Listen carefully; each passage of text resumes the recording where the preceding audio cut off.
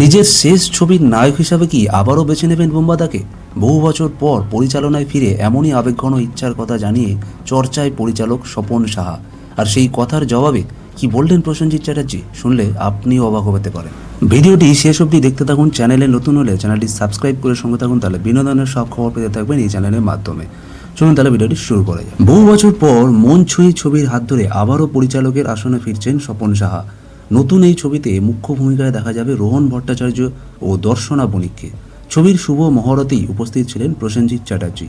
সেখানেই স্বপন সাহা বলেন, সুযোগ পেলে আবারও বুম্বাকে নিয়ে ছবি করব, হয়তো আমার শেষ ছবিটাই ওকে নিয়েই করব। এই মন্তব্যের জবাবে প্রসেনজিৎ বলেন, এটা নিয়ে আমরা ভাববো, এখনই সবটা বলছি না, সারপ্রাইজ থাক।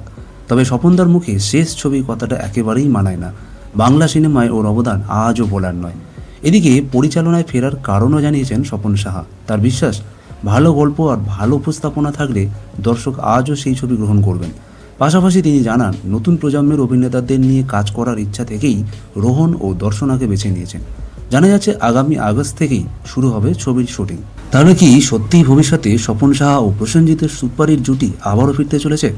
এ বিষয়ে আপনার কি মত, কমেন্টে জানান। ভিডিওটি ভালো লাগলে লাইক করুন, শেয়ার করুন। চ্যানেলে নতুন হলে চ্যানেলটি সাবস্ক্রাইব করে সঙ্গে থাকুন। দেখা হচ্ছে পরের ভিডিও। ততক্ষণ ভালো থাকবেন, সুস্থ থাকবেন।